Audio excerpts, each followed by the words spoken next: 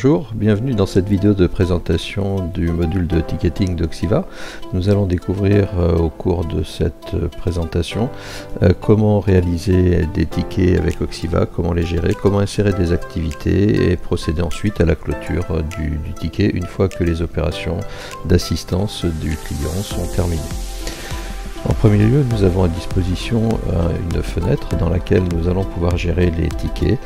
Cette fenêtre va reprendre l'ensemble des tickets en cours, donc soit en cours de traitement, soit en attente de traitement, avec un premier visuel qui nous permet de voir qu'ici nous avons un client qui est en production bloquée. Donc nous avons une alerte directement avec une ligne en rouge qui vient attirer l'œil de l'utilisateur et donc permet de prendre en charge immédiatement un ticket qui serait un ticket bloquant pour son utilisateur. Dans la partie supérieure droite, nous avons le symbole plus nouveau qui va nous permettre de créer ici un nouveau ticket et au travers de cette fonctionnalité, donc aller chercher le client concerné en tapant les 3 premiers caractères. Oxiva va nous retourner le détail, la liste des sociétés qui ont été trouvées. Il suffit de sélectionner la liste sur laquelle la société sur laquelle on souhaite venir travailler, créer ce nouveau ticket, et Oxiva nous montre immédiatement si oui ou non il y a des tickets en cours pour ce même client, ce qui permet de dédoubler la fonctionnalité de gestion des tickets qui pourraient être créés en double. Et ensuite ici nous avons les contrats en cours pour le client avec un détail du contrat, son numéro, son type, ce sur quoi il est rattaché, à quelle date le contrat va se terminer et une information par rapport au contrat par lui-même. Est-ce que le contrat a été retourné à l'entreprise une fois signé? Je vais faire suivant. Je vais retrouver ici donc la liste des contacts qui sont présents dans la fiche de l'entreprise, avec la possibilité immédiatement de créer en temps réel dans la partie inférieure un contact si la personne qui nous appelle est un nouveau collaborateur de l'entreprise. Donc on sélectionne le contact, nous avons les coordonnées qui remontent, possibilité de mettre ici un commentaire sur le ticket, donc un commentaire qui serait complémentaire des informations qui vont être suivies, qui vont être saisies en suivant. Je fais suivant, ici je vais sélectionner le résumé du ticket, donc saisir l'information. Donc on peut imaginer une demande d'assistance sur la création de tickets dans Oxiva. Ensuite, nous allons pouvoir ici sélectionner le domaine, ce sur quoi l'intervention va avoir lieu. Donc on a plusieurs types de domaines qui sont paramétrés et bien sûr l'ensemble de ces informations, l'ensemble de cette liste est totalement paramétrable. Donc imaginons ici qu'on aille sélectionner la partie logiciel de gestion puisque la gestion du CRM est rattachée à ce domaine. Et ensuite, ici au niveau du type, on va pouvoir typer la demande d'intervention, le ticket avec un sous-type. Est-ce que c'est un incident ou une demande? Si notre client est en production bloquée, donc ce que nous avons vu dans la fenêtre précédente, eh bien on va pouvoir ici sélectionner de façon à attirer l'œil et à enclencher des processus peut-être spécifiques dans l'entreprise pour prendre en charge ce type d'intervention.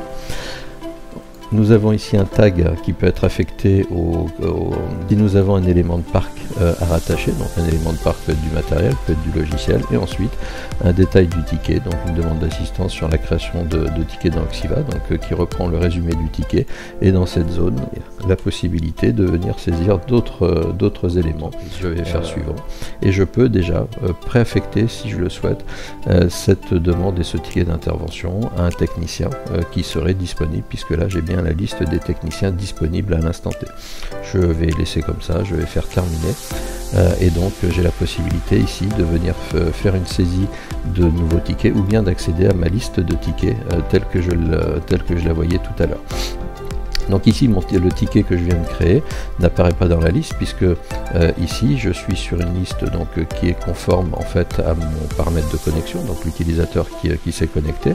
Le ticket ne m'ayant pas été affecté, eh bien, je ne vois ici que les tickets qui me concernent puisque c'est le paramétrage que j'ai souhaité avoir. Alors ce paramétrage peut être modifié puisqu'ici, je peux très bien demander les tickets, l'ensemble des tickets sans assignation particulière, filtrer l'information et faire en sorte que ce filtre devienne mon filtre par défaut, ce qui fait que si je recharge cette fenêtre, désormais ce sont tous les tickets qui viendront être affichés ici, et on voit le ticket que nous venons de créer qui apparaît en tête puisque c'est le plus récent. Sur cette fenêtre, nous allons pouvoir donc ici déployer simplement, sans forcément accéder à l'ensemble du détail du ticket, donc d'avoir la partie résumée, et ensuite ici, en cliquant sur le numéro, on va pouvoir interroger le ticket dans son ensemble. Nous avons une fenêtre ici qui est vierge, alors avec ou sans avatar.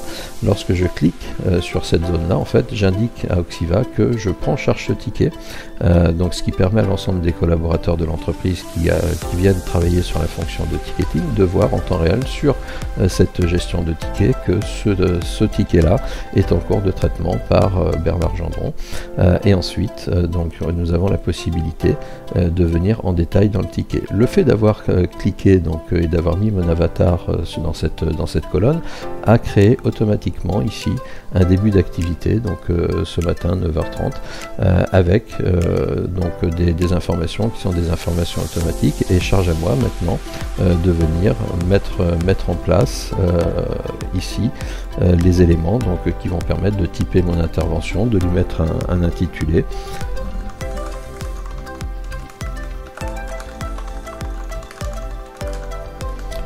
Des fonctionnalités, et donc ici je peux reprendre ensuite la présentation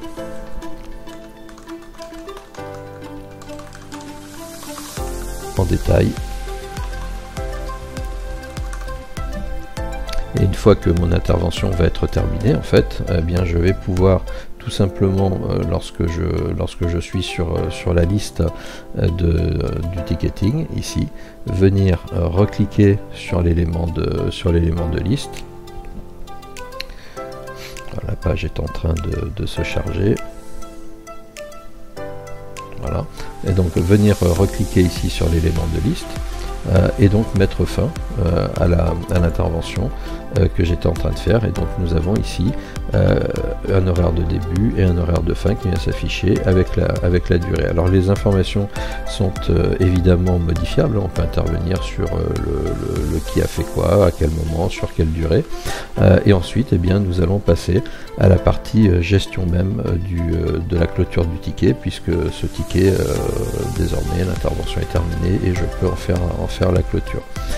Donc ici je vais pouvoir définir est-ce que nous avons un contrat ou hors contrat. Si c'est hors contrat, nous avons la possibilité de paramétrer des éléments qui permettent de dire eh bien ce ticket va devenir facturable, et ensuite d'entrer dans un périmètre de facturation une fois que le ticket aura été facturé avec les outils de gestion de l'entreprise.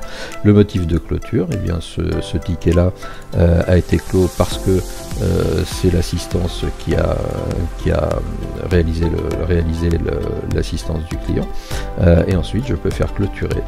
Je vais répondre oui, et donc mon ticket désormais est bien clôturé avec des informations donc de temps qui sont enregistrées dans la base de données qui peuvent être récupérées. Au niveau des éléments complémentaires sur le ticket, nous avons dans la partie supérieure ici la possibilité d'accéder à un système de fusion de documents. Donc la fusion de documents, c'est tout simplement de pouvoir mettre en place différents formats d'édition et de les fusionner avec Word et au travers du module de fusion de documents d'Auxiva. Et ici, dans cette partie, la possibilité de venir rattacher des documents qui peuvent être spécifiques au ticket. Ça peut être une copie écran que le client envoyé, ça peut être un document que le client envoyé, un document signé, etc. Donc voilà pour cette fonctionnalité. J'espère que ce document et cette vidéo vous aura permis de mieux comprendre les grands points, ou en tout cas les points principaux de la gestion du ticketing avec Auxiva.